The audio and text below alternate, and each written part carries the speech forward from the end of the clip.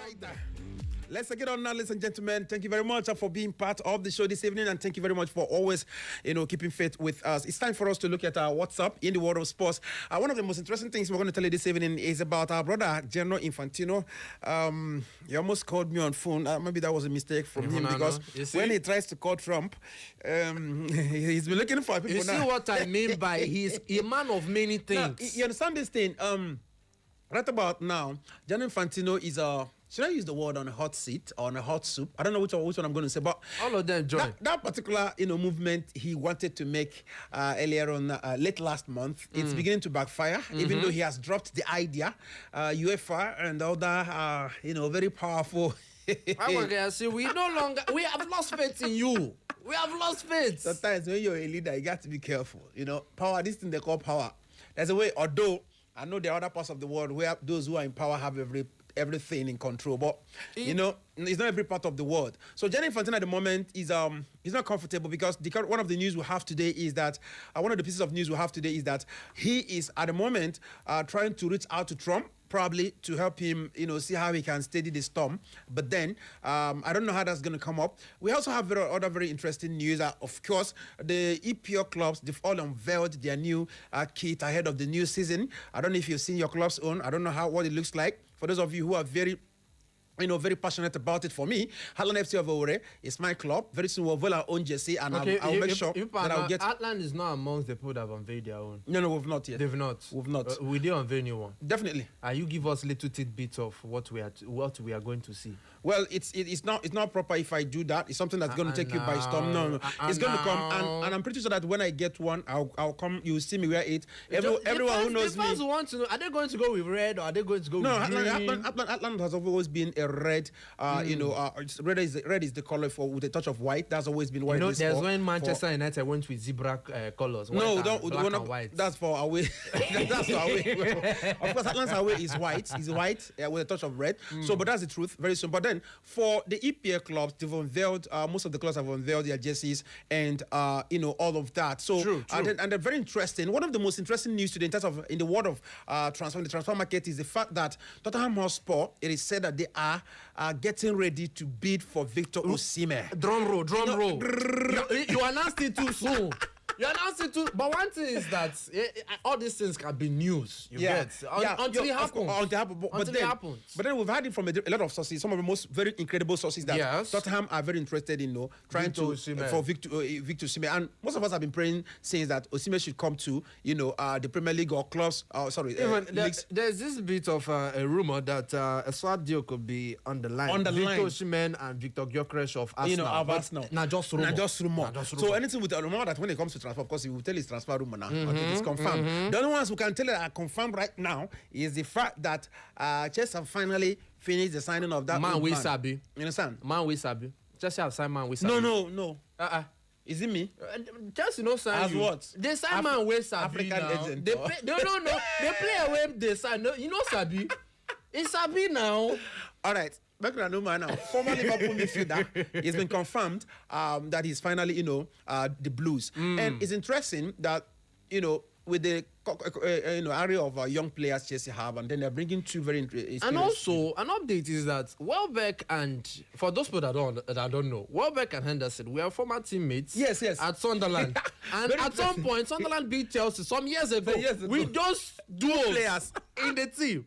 Now, finally, they are back home and they are now your players. 35, 36. 36, I'm pretty sure that, like I said, the first day we that came up, I believe it's all about experience, because if you talk about players that have been in the Premier, these two players they've played very, very long time. Manchester United going to play for Liverpool for this man, the other one for Brighton, so you understand. I believe that's that. But then this is just part of all you're going to be getting this evening. But then we're going to begin from home, because they say charity begins at home. But then it doesn't stop there.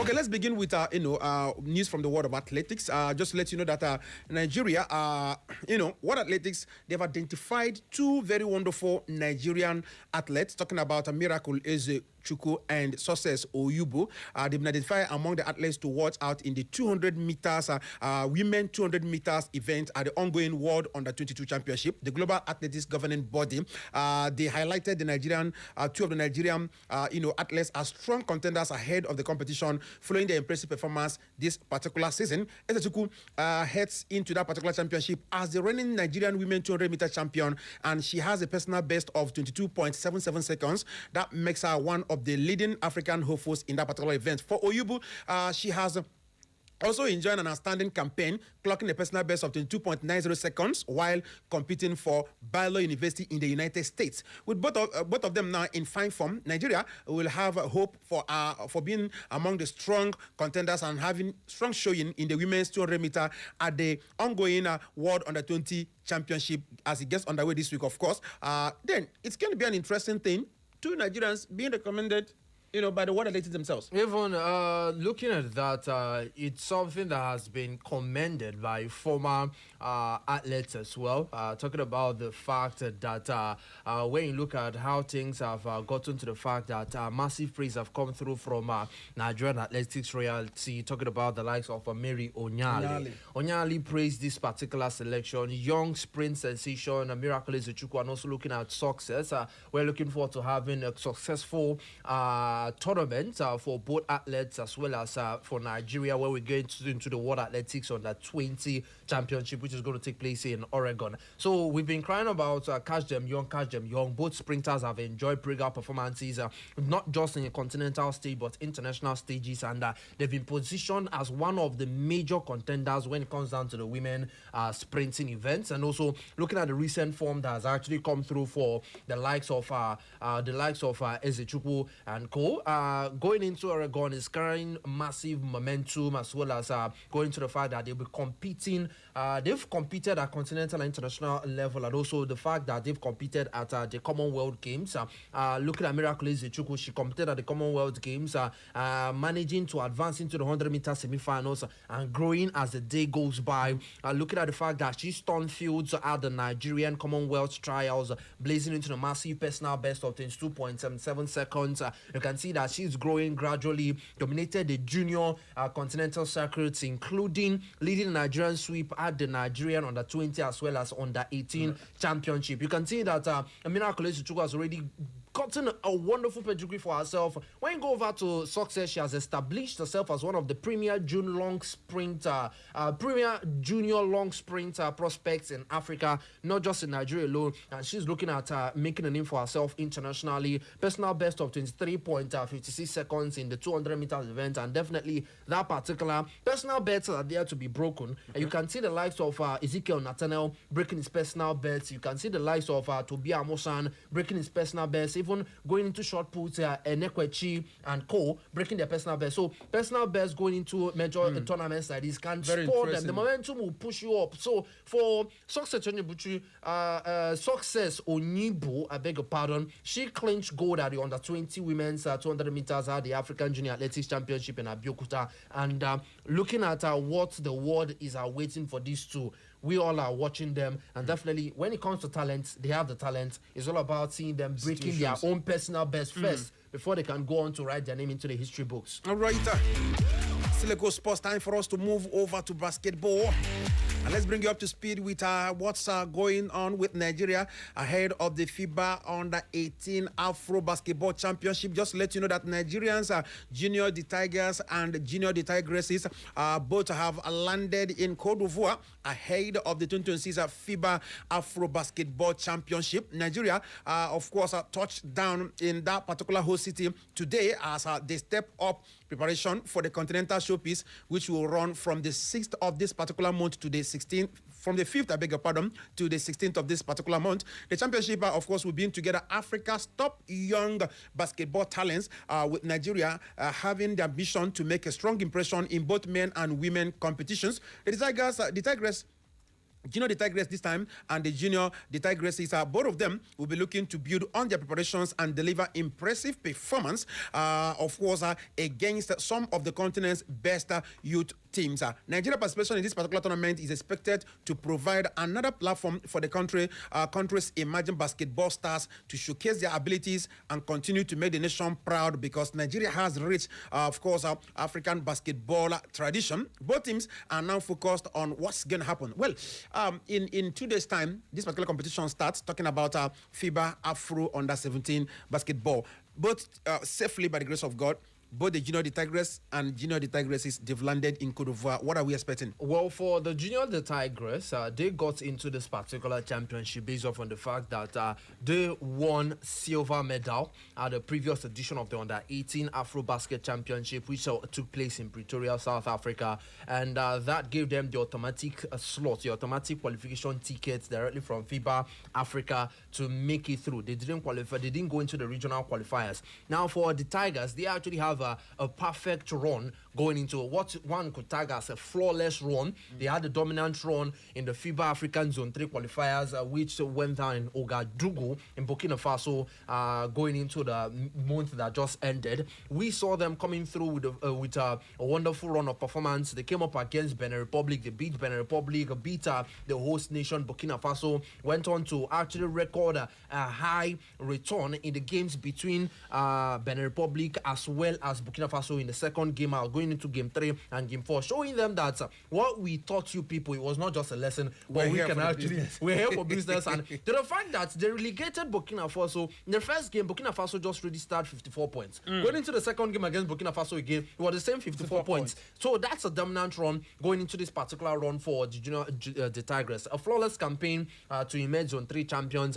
And also, what do we anticipate from the Tigers and as well as the Tigress? Looking at the coaching preparations, the Tigers, they are coached by Michael Likima, if I'm not mistaken. Yes, Michael Likima, going into the fact that that 4-0 unbeaten run, looking at Peter Kindley handling the Tigress as well, securing automatic qualification like I stated earlier. So it has been a wonderful run for them, and then going into a continental showpiece that will start up this particular month.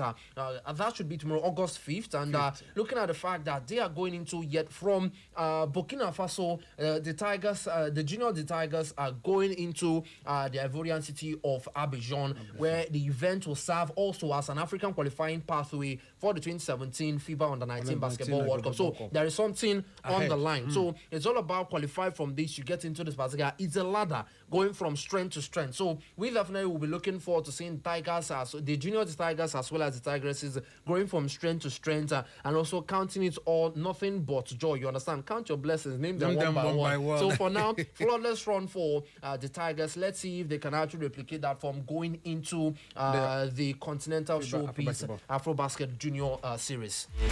All right, still Echo Sports on Echo FM 100.7. I tell you, you want to get the best of sports, you don't want to miss this one. Remember, we are live on Facebook on Echo FM, that is ECHOFM, Facebook, Echo FM. Join us live to be part of the conversation so that you can also drop what you think.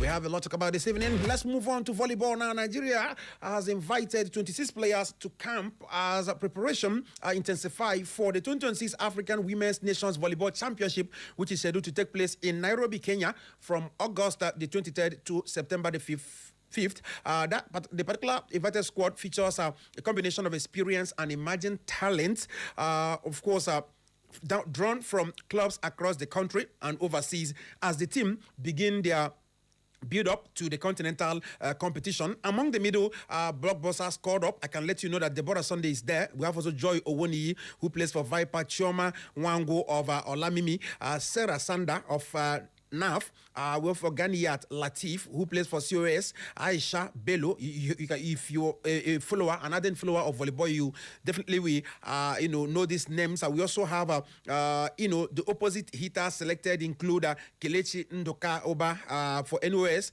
Albertina Francis. We also have Christina. A couple of them. The team's technical crew will be led by head coach Elishama Elam, with Segun Abinde serving as assistant coach, and Sunday Akapsen taking charge as Sita's trainer. Nigeria will be aiming for a strong performance at the championship as they compete against African top volleyball nations. That's in Kenya, Nairobi. Again, another sports outing for Nigeria this particular month. Yes, a wonderful one, because at the end of the day, it's all about ensuring that this team are exposed. When you expose the team to high quality competition, that's actually when you see them growing from strength to strength. Because if you keep on doing the same thing, I keep repeating this, keep on doing the same thing, keep on getting the same result. Keep on getting the same result. At some point, that result would actually be declining. You understand? Looking at a tournament grouping, Nigeria has been drawn in a highly competitive pool, facing North African giants, as well as going on to face a team like Uganda. So it's going to be a tough one. And also looking at a squad composition that has experience. And majorly, we are having 23 domestic league players that will come through, and also having just a few hands when it comes down to foreign-based professionals that will come through to help the Nigerian volleyball team. So when you look at the foreign reinforcements, that will also add a different spice to the team. And looking at the competitive pool that Nigeria find themselves in, it's definitely going to also come through from their domestic league, and this is what Nigeria is putting across. And also, it all comes through to how many times have Nigeria? How many of us out there actually know of the volleyball league? Do we have a volleyball league? That's the question most fans, when they hear this this particular news. Where is this team coming from? For instance, where is the volleyball court? Where's the volleyball court? We're talking about players that are coming from Vipers. Vipers have actually been a strong side when it comes down to a strong side that has continually delivered Nigeria when it comes through to training players, when it goes through to not just the domestic scene, but also going out to continental volleyball championships. You see Nigeria coming through and scaling through. So now, when you look at the coaching staff, it's a coaching staff that has actually been mixed up to actually see that, okay, let's try as much as possible to see that we find a perfect blend. So 26 players, provisional squad, and also looking at a mix of experience and new talent. Let's see if the new talents can displace the experienced one, and also let's see if the experienced ones can actually come through to give us a different vibe, a different spice as we go into a championship like this. So it's covering a lot of positions, and also looking at the fact that Nigeria, it's been a long time we've been hearing about Nigeria's volleyball team. How many times I've actually gotten to hear the fact that Nigerian volleyball team has won as many trophies and many laurels as possible. So for the meantime, invited players, can these invited players turn to consistency, and also can this consistency turn into a trophy winning championship for Nigerian Volleyball Federation? All right, that's about time. Big question for the times. All right, let's move on. Before we go to football, let's also let you know we're still talking about unveiling squads. The Nigerian Fencing Federation, they have unveiled a 12-member para squad. That's for the 2026 Commonwealth Fencing Championship, scheduled to take place from August 9 to 14th at Ruby School, Nigeria, Atlantic City. That's in Victoria, Ireland. The team, evenly split between 6 men and 6 women, will represent Nigeria in the para events of the championship. This marks the first time the prestigious competition will be staged here in Nigeria, the first senior fencing tournament to be hosted in Africa. And let's move to football. The Flying Eagles have tried to find their footing. Something is not working. Well, Nigerian Flying Eagles have suffered a 2-0 defeat to Burkina Faso in their final group match of the 2026 WAFU B Under-20 tournament on Sunday at the Lycée Scientifique de Yamoussoukro, but still secure the qualification for the semi-finals of the competition. The defeat came after Nigeria opened their campaign with victories over Ghana and Togo. After they beat, after they beat Ghana 4-2, they went on to beat Togo 3-0, but then they lost their last group match 2-0. Burkina Faso took the lead in the 23rd minute when player headed home from a well-delivered corner kick. The Burkina side also doubled their advantage, and that was 13 minutes later. And they lost that match. I don't want to go into a lot of details about that match, but then I think it was like a dead rubber match. Remember, we spoke about it. It was a dead rubber match for Nigeria, but this is where we're going to look at Abdul Mekaiba, if he's going to go to kill off the game, or is he going to rest the best legs that he have. And this is something to worry about. It's something to worry about, that in a situation where the best legs that Abdul Mekaiba has cannot perform, that those from the bench cannot actually bring up experience, at least hold for a draw. Not that you lost one, yes, you lost two goals without even scoring one. And that actually, in one way, adds to a dent to Mekaba. Going into the first game, he considered twice. Probably and then rotated the going squad. into the final game, even if you're rotating the squad, it doesn't mean that the under 20, he was actually crying about after the first game against Ghana. He was crying about the fact that the Flying Eagles of Nigeria missed a whole lot of chances to actually make it 5-2, 6-2, thereabouts. But in a situation now, I have to cry to Abdul Mekaba that this is where he has to actually need to worry about.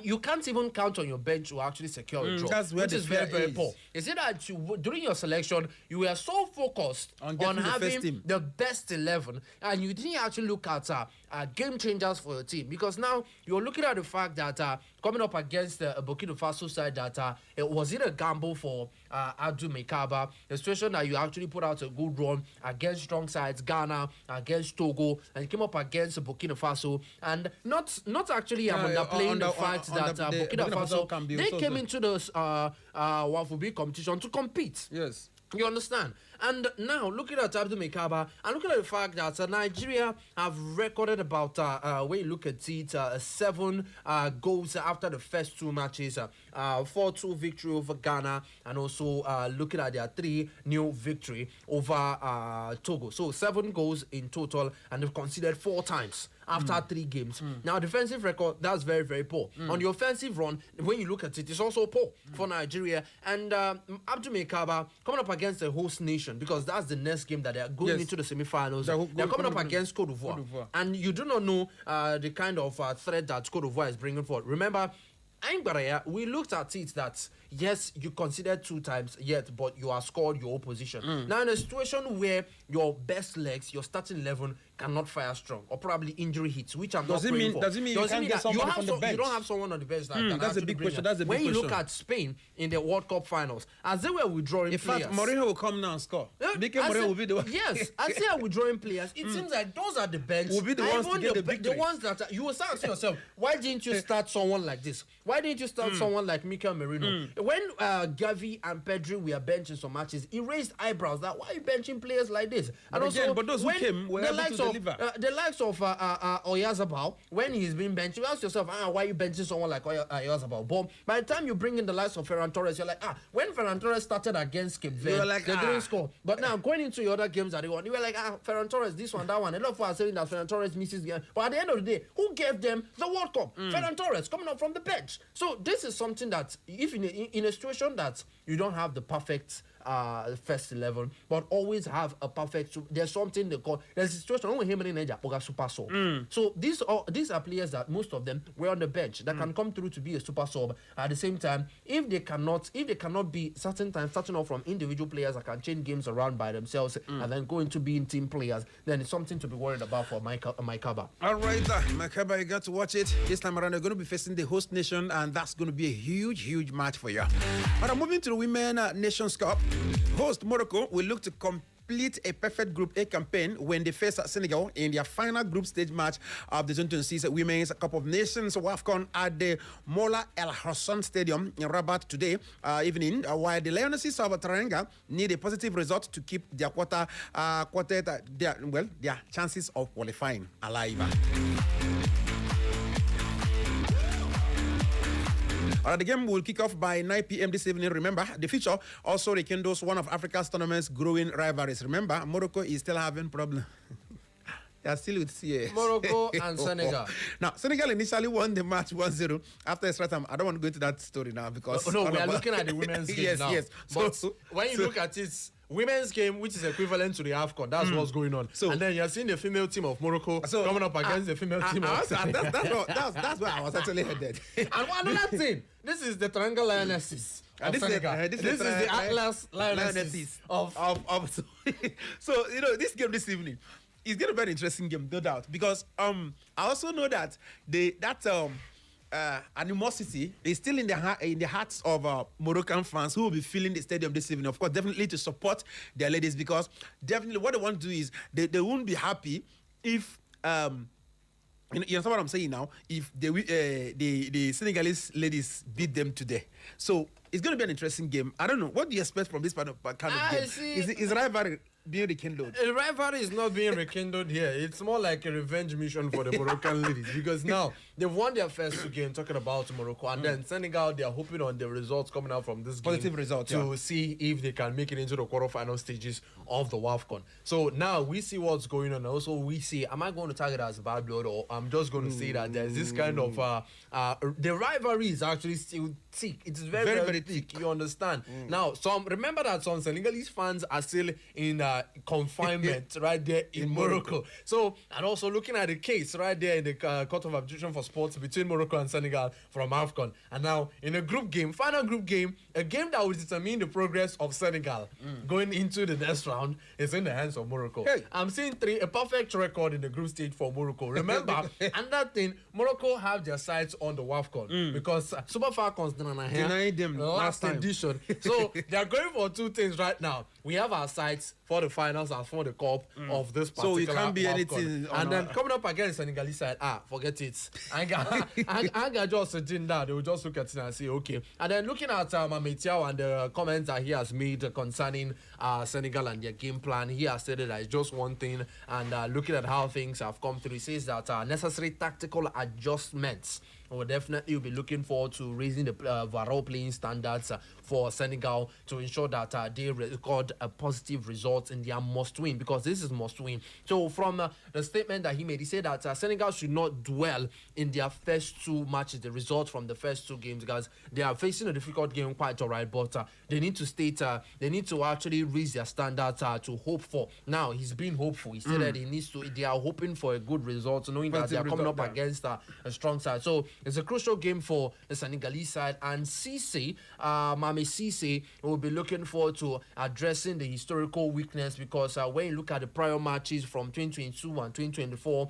they have always had a recurring mistake coming down from defensive problem, goalkeeper issues, and also trying as much as possible to maximize their native playing style. According to Cisse, he says that we should expect the team to focus on their core physical and tactical strength. So now the Senegalese side will be looking forward to be physical against the Moroccan side. That are very tactical. When you look at it, the attackers, they will make use of the passes and try to break. It's more like when you see the gameplay between the Atlas Lions and the Atlas Lionesses, you actually see that there's no difference. Now, there's the football there's a structure both in the men's game and the women's game. So definitely the hostile crowds will also play its own part, because when you look at the WAFCON so far, it has been matches that involve Morocco that the crowds have filled, they've trooped out in numbers to come and watch the Moroccan game. So the crowd will be there. And also when you look at the history between Morocco and Senegal, definitely it's going to be a crowd that will be hostile. They'll be, will I use the word antagonistic? But now they are looking at definitely the Young Alliances. They will be instructed to completely block out the external atmosphere. Have you been to a stadium, a packed stadium, and you are in the pit playing the ball? Definitely. You can't even hear yourself. So the noise will be massive. So the tactics will demand maximum output from both the starters and also going into the super subs. The substitutes definitely will need to bring in enough. They will need to bring in enough. Will I use? Okay, there's no word I can use, but some commentators will say that teams are lacking oomph to move them forward. So the Senegalese side need to huff and puff for them to blow away these Moroccans. All right, because it's not going to be easy, even in Ezechukwu and for Ezechukwu. All right, moving on now. This is about, let's go over to Côte d'Ivoire. The man who just stepped away, as the head coach of the Elephant, the Ivorian Elephant, talking about their former coach, Ema Faye. He's come out to express himself, since he was sacked. He's come out to say that he has expressed disappointment after his achievement with the national team, where, in his view, he said that his achievements were considered insignificant. They were not significant enough to earn him a renewal of contract. Faye's contract with the Ivorian Football Federation expired on July the 31st and was not reviewed or renewed, bringing an end to his spell in charge of the Elephants. Reflecting on his time with the team, the former coach highlighted the progress he made under his leadership, as he insists his accomplishments shouldn't have been overlooked. Faye guided the Ivorians to a memorable Africa Cup of Nations title before leading the Elephants to qualification for the 2026 World Cup. Achievement that also saw the country climb to 20 places in FIFA ranking. Despite those successes, the Ivorian Football Federation decided that he is not the man to take them into the future. But he's come out now to say how disappointed he is or he was with that particular decision. And we're talking about a guy who picked this team in the middle of a tournament. Yes. And surprisingly transformed that team. Won that tournament with them, the one they hosted at home, and then helped them qualify for the World Cup. And they went to the second round of the last World Cup. I mean, when are we going to begin to have a little confidence in African coaches? For me, I don't know. I am on the side. I'm on his side in this particular, disappointment he's feeling, because with the little he has done, with the little time he has, I am thinking that if he's been given enough time, maybe he would have done better. He spent 2 years because he was appointed the head coach of. He was appointed the head coach, or more like, okay, let's take it that he managed the Ivorian national team, the senior national team of Ivory Coast, from February 2024 going into July. When he was asked to he was relieved of his duties as the head coach of the Elephants of Ivory Coast. Now, if you look at how things have come through, and also looking at how they performed, FI came through when no one actually anticipated. We can see what happened with Tunisia at the World Cup, and Tunisia had to swap. They brought him, after the first game, they sacked the head coach that brought them to the World Cup, a coach that actually didn't lose a game in the qualifying rounds. Looking at FI, he came through after they managed to crawl into the knockout rounds of the AFCON via one of the best losers. And now he was able to make a dramatic turnaround. Same squad. He didn't invite new players to the team. He just changed the tactics, changed the starters, and also found a way to manage the game properly. Remember, what won them the AFCON was game management. They conceded first in that game against Super Eagles of Nigeria and found a way to turn the game on its head, courtesy of a brilliant play from Simon Adingra and also Sebastian Heller, contributing to the downfall of Nigeria in that particular finals. That would have been the final that have won I think the fourth African Cup of Nations for Nigeria. But ultimately, we lost that particular opportunity to do that. And when you look at FI, he's looking at all those things and also looking at the fact that he pushed the team. He helps the team qualify for the World Cup, and also looking at the fact that automatic qualification, and also looking at the fact that they made it through to the knockout rounds. But ultimately, what happened in the knockout stages? That is where they are going to hold on to it. And also, yes, when it comes down to the African terrain, the African countries, African Football Federation, they find it very difficult to actually trust their own? Not really trust their own, but in a situation where things don't go their way. You can see after the first game for the Super Falcons of Nigeria, where they lost to Malawi. The comment from people from where I was watching it, I stated it. It was very, very poor.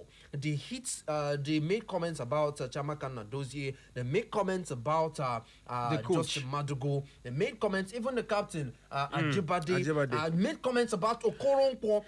Okoronkwo. These are players that, you know, when the going is good, that is where you have a lot of followers. You understand? But in a situation where there's a bit of a recom, there is a command in your movements. They're gonna come, they look you. They're gonna come, they look you like, say, you don't even do anything. 99 good, but not that one bad thing. Everybody wants to use it to pull you down. That's another thing that you also look into coaches. That in a situation that you when you look at, I hate comparisons, but when you look at the foreign coaches and also players, coaches, that you see that they grow from one loss will be equal to probably 10 victories when you go into the national team. Thomas Tuchel, you can see, when you go to his record, you can see how he has actually been doing with you can see how much he has actually contributed to the progress of the English side, and definitely the English media have been calling for his head and everything, near misses and all that. It has been there even before Thomas Tuchel came through. When you look at Graham Potter with Sweden, you can see how much he has grown. And also when you look at Pochettino with the United States, leading them to the knockout stages for the very first time until they came came up against Belgium, which would have actually, I think that would have granted them a passage into the quarterfinal, the semi-finals of the World Cup. You can see that it's all about trial and error at some point, but those errors, when they come through, how do you bounce back from it? And right. Opportunities need to be given for you to actually see if these coaches can bounce back from those errors. All right, let's go to Spain. Barcelona head coach Hansi said today, Monday, the Spanish champions must reinforce their attack. That's after the departures of Roberto Lewandowski alongside Marcus Rashford, and with question marks still hanging around Ferran Torres, the Catalan Giants made a bid for Atletico Madrid and Argentine striker Julian Alvarez, which was totally and outrightly rejected. Now, Spanish international Torres, who scored the winning goal for them at the World Cup, in their World Cup triumph, has 1 year left on his contract at Barcelona. Torres has been linked with Champions League holders Paris Saint-Germain, coached by Spanish boss Luis Enrique. Barcelona have signed Anthony Gordon alongside Karim Adeyemi this summer for their first team, and Flick acknowledged both players could actually be used for in the middle as well. But he is saying that despite the getting of Karim Adeyemi alongside his brother or his friend, that's talking about the Newcastle striker. Yes, talking about Anthony Gordon. Yeah, that they still need attack up front. Is that a fear of Jose Mourinho? Well, you think Hansi Flick is afraid of Jose Mourinho? I don't think, because when you look at the track record of Hansi Flick, I think Hansi Flick, in every season that he has coached, he has always won a major silverware from Bayern Munich. I mean, at club level, he has managed to win silverware. So I don't think these are two great coaches, experienced coaches. But I'll say experience is actually in the side of Jose Mourinho more than Hansi Flick, because Jose Mourinho has been there even before we started hearing the name of Hansi Flick, and definitely Jose Mourinho's name covers Hansi Flick. And no, it's not that. Various. So now, when you look at things, it's more like soldier come, soldier go, go still day, and there would definitely be that move to bring in soldiers. Soldiers have been brought in. 2 players left. Rashford, for some reason, Barcelona could not pay the 30 million. They couldn't pay the 30 million for a player that scored about 15 goals in all competitions for them. And looking at the fact that they decided to go in for Anthony Gordon, who actually was the highest goal scorer for Newcastle the 2025-2026 season, decided to go in for him. Though he started poorly for England at the World Cup, but he was able to deliver 2 assists for Hurricane, I think, in that their 2-1 victory against the Congo. And also, looking at the fact that they've brought in Karim Adeyemi, who is also someone who can bring in a fear factor with his trickery, his fast pace, and going into the fact that he always has his eyes set out for the goal post. So when you look at on paper, the 4 line for Barcelona is actually impressive. Rafinha, Lamine Yamal, Karim Adeyemi, bringing in Anthony Gordon and a certain Ferran Torres, and also having a certain Dani Olmo, who can actually come into the hole like a fox in the box and actually deliver goals for you. So these are players that you have, but I believe he's looking out for a real poacher, like for Lewandowski, and that is very, very, it's rare. At some point, rumors had it that they wanted to go in for Hurricane, but Hurricane actually wants to stay put with the Bavarian Giants, and I feel that for Hurricane to leave Germany, he will be going back to England. That's a feeling of mine, most likely. And for the meantime, on paper, it's looking very, very interesting for Barcelona and Hansi Flick, but definitely he's looking for probably a fear factor in attack. That is where he's stating that we need players. We need to bring in players, because now when you look at a man such as Kylian Mbappe, who won the La Liga goal scorers award, the Golden Boot, won the Champions League Golden Boot, won the World Cup's Golden Boot, sparing attack that going into next season, there's a certain Bernardo Silva that will be in there, and a couple of additions. Looking at Jude Bellingham as well, Federico Valverde, who will definitely be pushing in for him. And then looking at the fact that I believe they brought in a Carlos Espy in that particular squad, they are still looking forward to adding more players. So I feel every movement that Hansi Flick is looking for, he's looking out to his opposition. And also, let's not count Atletico Madrid out. They've made bold moves to bring in attacking threats as well. So I feel that's what he's looking for, that X factor in between the defenders, opposition defenders. So just looking at him alone, just his name alone, it don't bring him fear for their all right. Still Echo Sports on Echo FM 100.7. Over. Remember, this particular show come your way every week day, Monday to Friday, between 6:30 and 7:30 p.m. Don't worry, by 7:15 we'll open the phone line earlier today, even though we'll be also touching other sports stories we'll have, so that you can have enough time to call today and make a contribution. But this time around, let's go to England. To let you know that English FA, they will join Wales in withdrawing support for FIFA President Gianni Infantino's re-election bid. A source familiar with the matter said this on Monday as the backlash against his failed plan to sell a stake in the World Cup intensify as Swedish Serbian FA also pile on the pressure. Now, the story says that the backlash against the head of the World Soccer's ruling body has intensified following his failed plan to sell a stake in the World Cup to private investors. FIFA's proposal to unlock up to $4.2 billion from private investors by selling a roughly 20% stake in the new entity overseeing competition, including the World Cup, ended in a retreat on Friday after fierce resistance from major stakeholders. Right about now, the English FA have come also out to, withdraw their support for the re-election bid of Gianni Infantino. According to them, they say, unquote, the FA Association of Serbia has withdrawn its support for Gianni Infantino for a new term as president of FIFA. We remind that we provided Mr. Infantino with our support on May the 25th of this year in written. That means they have already given.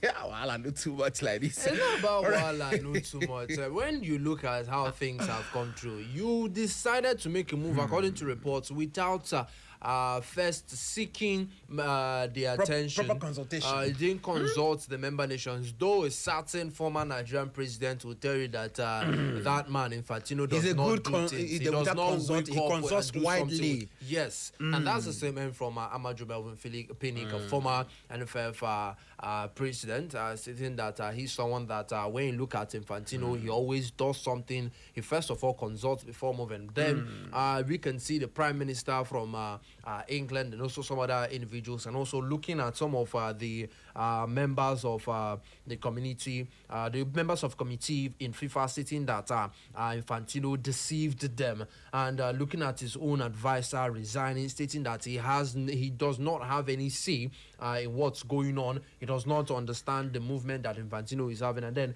coming through to this, UEFA, most of the FAs under UEFA, they are really looking forward to withdrawing their support for Infantino going into next year's election, FIFA Congress, and also some members in CONCACAF and also Asian region are also deliberating somehow. To withdraw. We're not hearing a lot from the CAF. Well, we are looking. I ain't okay. I only hear me mother pushing her walking in and Okay. You understand? You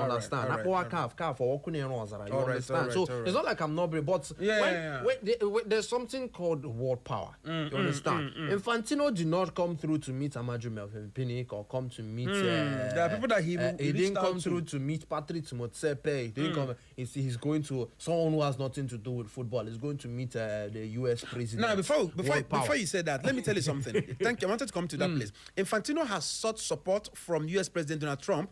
The New York Post were the ones that said this on Monday. I had to do that because it's clear we do that. They said that he has repeatedly tried and failed to reach Trump by phone since the proposal collapsed on Friday. This is the same person that directly called him. And that FIFA chief felt isolated by an avalanche of negative media coverage. FIFA had no immediate comment about this, but Infantino is under unprecedented pressure after regional corporations like UEFA and CONCACAF said on Saturday that they lost confidence in his leadership. European soccer governing body, which led the backlash on Infantino's plans and welcomed the decision to scrap the bid, did not confirm media report that it was preparing to take legal action against FIFA over the issue. But the truth of the matter is that, I had to add that so that maybe you can look at them. Baba is looking for Guy Infantino. It's not money alone. Infantino is not money alone. UEFA, we have vote of no confidence. CONCACAF are also looking forward to a couple of the members from CONCACAF and also Asian Football Federation are beginning to withdraw. They are beginning to deliberate and consult. They are looking forward to withdrawing their support for Infantino, and you can actually see the man rallying around to call for support from. Why? First of all, this is still the same person that was fingers were pointed at him that he is politically trying to bring in politics. He's trying to bring in politics into the game, and then you see him doing the same thing. Even though he says "Akaya Jocha," we no sense, "Akaya Jocha," but regardless, why you bring in someone that has nothing to do with football? He's the same person that told you that he does not know the rule of the game, and then you run into him. Yeah, because now look at it. When you look at UEFA has about 55 nations, and also when you look at the fact that he needs about 102 votes needs to be there to ensure that it's a no-no for Infantino going into the next 10 or someone else. And then reports have it that UEFA internally looking for someone that can run side by side with Infantino so that he's not going to run unopposed. Because another thing is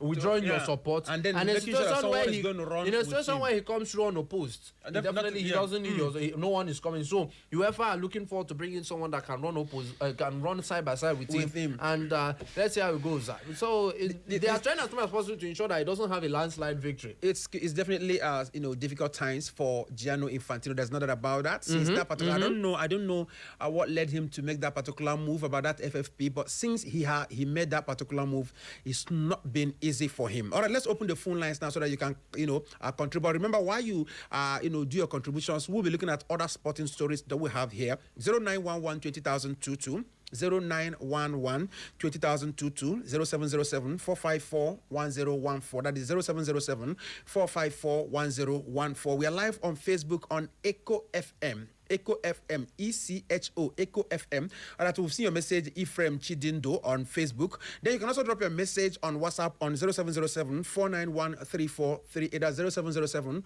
491 3438. Join us on Echo FM on Facebook so that you can be part of the conversation. Ladies and gentlemen, just let you know that, okay, now, United States coach Mauricio Pochettino has agreed to lead the men's team through the 2030 World Cup. U.S. Soccer said on Monday after taking them to the last 16 in the last World Cup. The 54-year-old Argentina is favored, of course, to continue at the helm of affairs as the head coach of the United States national team. He's not leaving. Pochettino will continue, and he will lead them, till the next 4 years. Hello, good evening. Hola, Bakr. Good evening to you.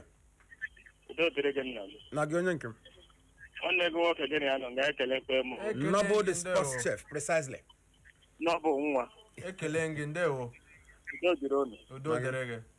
Kasi gina wanne nwoke asika motorono. Bano sino no ga apaga nan. Ndeo.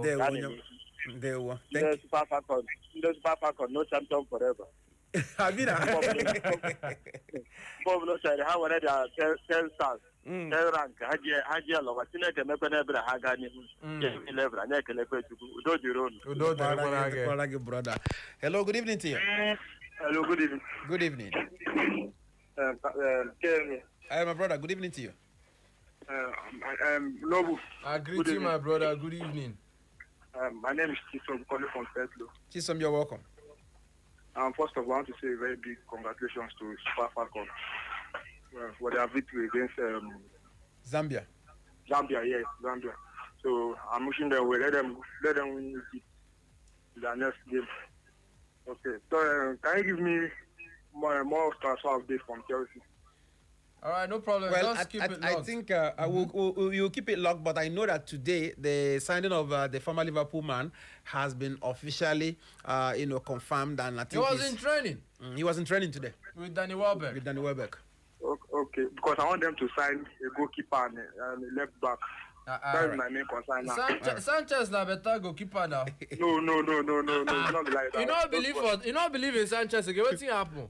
No, I don't. Club World Cup champion. No. I need a left back and a good goalkeeper. All right. Okay, no problem. Thank you. Thank you very much. Very much. All right, just let you know that the World Cup hero breakouts 40-year-old superstar. Talking about Vozinha, he landed in Chile to join Colo-Colo today, and I can tell you that the stadium was jam-packed with Colo-Colo fans. I'm not even not people who are not Colo-Colo fans, welcoming the World Cup superstar. For a 40-year-old. Wow. God can do it at any time. I can tell you just that. Just try and make a go World Cup. That's understand. Just go World Cup.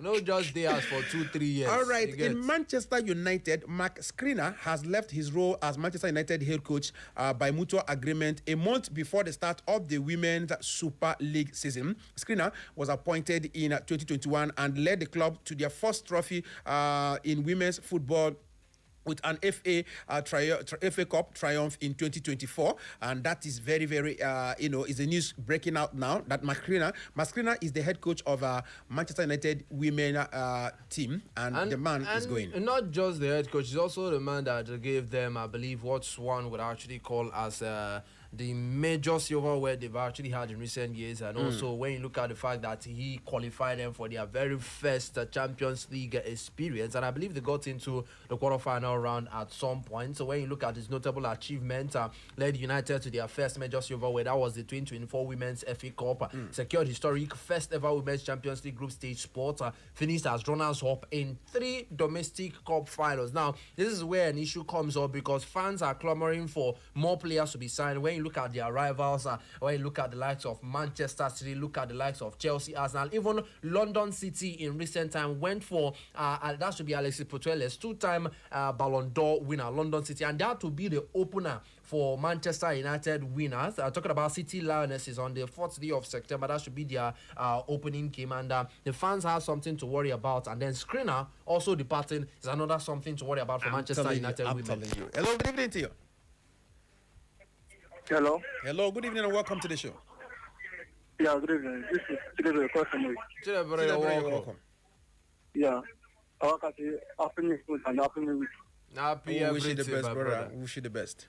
Yeah.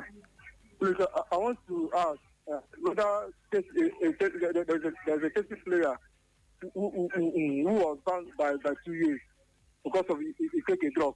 Is he going to play a Premier League this season? Yes, he has returned. In fact, he was in training today. Talking about Mykhailo Mudryk. He has his case. He's back. He's back on training. I saw him today taking pictures. So it's in the hands of the coach if he wants to utilize him. But as for that particular doping case, it has been cleared. He's free to play. Okay.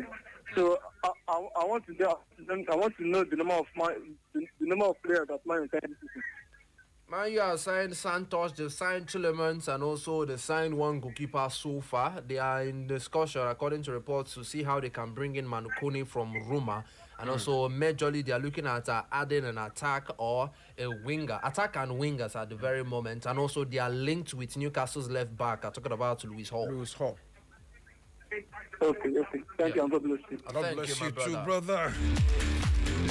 All right, as players, of course, are looking ahead of the 2020-27 season, I can assure you that traditional powerhouses such as Arsenal, Liverpool, Manchester United, Man City, Chelsea have all introduced fresh home strips, while newly promoted sides Coventry City, Hull City, and Sunderland are also, they've reviewed jerseys the hope will accompany successful returns to the top flight. Now, anyway, just is done with matches anyway. Yes, but and I also wanted to ask the question between these people that you called, Xabi Alonso, Enzo Maresca, Michael Carrick, looking at Iraola. Iraola lost. Liverpool lost to Leeds. They lost to Leeds. They lost to a certain striker, Calvin Lewin, that they said he has washed. He got a brace in that encounter. 4-2, throwing away 2 goals, you understand? Real Madrid, the Bakwara draw, you understand? Over the weekend in friendly games, you get. So, between these players, I'm leaving Liverpool aside. In the English Premier League, who is going to be the first to be sacked? You understand? Don't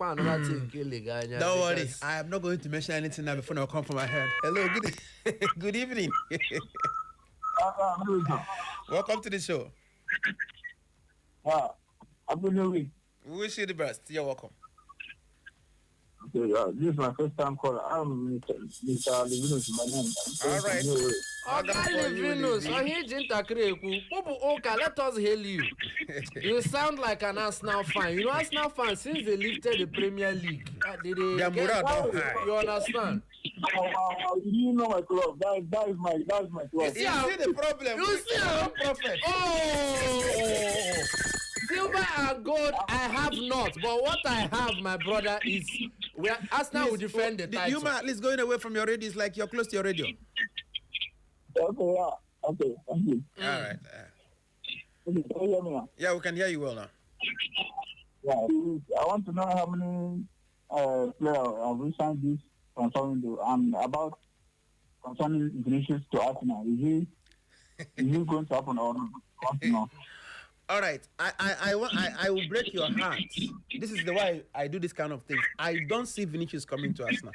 And Arsenal have signed a certain Solis. The Solis scored. The first match. 4-2 game. I think you're still very close to your radio. We're getting a hold back. Yeah, no. I'm Okay. So Solis scored on his first game for Arsenal. In their 4-2 victory. That should be against Girona, yes, on Saturday. And looking at the fact that Nogard is also close to leaving Arsenal because Arsenal are trying to fast track their signing, the acquisition of Guimaraes from Newcastle. For the winger from Real Madrid, talking about Vinicius, nothing yet until it is done and dusted. No, not dream too much. Jose Mourinho said earlier today that Vinicius is the kind of player he likes to coach. So I just want to add that. All right, thank you very much for being part of the show. And remember that before the Premier League gets on the way, our English football tradition continues. The FA Community Shield will be played on Sunday, August the 16th. This year's match sees the Premier League champions Arsenal take on FA Cup winners Manchester City at the Principality Stadium in Cardiff after Wembley Stadium was unavailable due to pre-booked concert, and it marks the first time in 20 years the feature will be staged outside of England. Do you know who win that game? No. You don't know who win it? No. The boys in blue win it, you know? Chelsea will win it. You know the work for you. All right, let's go on. Premier League side, Tottenham Hotspur are reportedly stepping up the race to enter for Galatasaray striker Victor Osimhen, despite recent unsuccessful attempt by other top European clubs to lure the Nigerian striker away from Turkey. After already establishing themselves as one of the biggest spenders in Europe this summer, the North London side have now identified the Nigerian international as the missing link and piece in their attacking puzzle. The North London club have already spent heavily in the transfer window, bringing in big names like Sandro Tonali, Matheus Fernandes, Joan Paul Van Hecke, and others. But the hierarchy are still eager to add, to their firepower. On Facebook, we have this one coming from Chinomso Uche. Good evening, our sports presenter. My name is Chinomso Uche Kano from Ikenebu. This is my first time joining you guys on the Facebook sports program. Please, I would like to know. Yes. Thank you. You're welcome. Thank you for joining us. I'd like to know where is the next World Cup will be hosted. Is it? The next World Cup will be hosting. Have a nice day. All right, I forgot the next World Cup will be hosted in 6 countries. I have to say that. We have to say it from the beginning. Okay, how is going to start up? 6 countries. So 3 matches for now. Though we are going to, I don't know. But they are not part of the host countries. Yes, they are not part of the host countries. Just to mark the centenary. Yeah, centenary. 100 years of the World Cup. Remember the World Cup started in 1930. So in 2030, it will be 100 years. So the first 3 matches will be played in Paraguay, Uruguay, and then Argentina. Yes. These 3 countries will host 3 matches, and then after that, we'll now move to our main host countries. Talking about Portugal, Spain, and Morocco. Now, going over to our WhatsApp platform before we leave the studio, this is coming in from our usual fan, talking about Felix Wonzu. Good evening, Kachi and Noble. Happy New Month. As usual, my name still remains Felix Wonzu, still testing from my humble community, Omar Himberry. I just want to congratulate our Super Falcons at the WAFCON and about the game between Morocco and Senegal. I just want Senegalese ladies to beat Moroccan ladies. Okay. They said Thunder should not strike twice. And finally, congratulations to our athletes at the ongoing Commonwealth Games. They are doing Nigerians proud. Up Gunners for life. I'm enjoying your show. Thanks, and keep up the good work. We're going to give you the total roundup tomorrow concerning the Commonwealth Games and how Nigeria has ended. Skipped it today. Yes. It has ended. Well, Nigeria ended 7th, but we'll give you more. Okay. So another one before the parts. Good evening, Mr. Kachi and number the sports chef. Once again, happy new month and happy new week. Nice to have you back, Mr. Kachi. Thank you very much. You guys are really doing great on the sports updates. Thank you. Give to us always. More grace, more wisdom, and strength to you guys. Well, I am full of happiness here because of the way my club Arsenal played during the weekend. I'm always proud of myself as Arsenal. Princess, kudos to as an Arsenal princess. Okay, kudos to my club. More winning to them. Princess from Urete. Princess, we don't even say kudos to Liverpool. Patience. The also women supporting women. Yeah. The Premier League is coming back. Women supporting women association. Beno. All right, this is what we're going to call. Call it a quit. This is what we're going to erase the curtain. First, we're going to call it a quit. We've tried, but then people are still calling messages here, but please, tomorrow we will continue. Thank you for being part of the show this evening. It's been Echo Sports on Echo FM 100.7 over. My name is Kachi Sports. My friends call me Man Wesabi, and I've done this with another person, but Noble Chigo's Rim, Noble the Sports Chef, the Fox in the Box, Noble the Lights. Always remember, on Facebook, I know dear, 6:30 to 7:30, go onto Facebook, Echo FM or Echo 100.7 FM. You will find us, as well as on WhatsApp. You can send in reactions. God bless you. Do have a wonderful evening. Buenas noches.